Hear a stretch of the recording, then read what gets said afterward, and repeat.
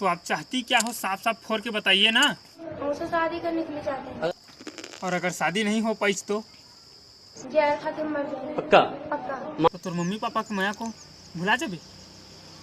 मरेंगे तो भूलवे करेंगे। 2 हाँ? तो 2 मिनट के प्यार होता तोर दाई तक मैं भुला गई हैं।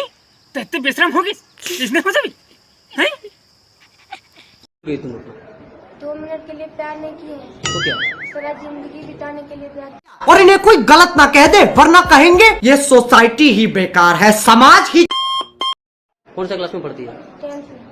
ले बता नहीं 16 साल की उम्र में फुगड़ी फाफा खेलना चाहिए या शादी करे चले हैं। मर्जी आदमी दिन दहाड़े सने उठाते ला 16 साल की उम्र में शादी करे जाते ला।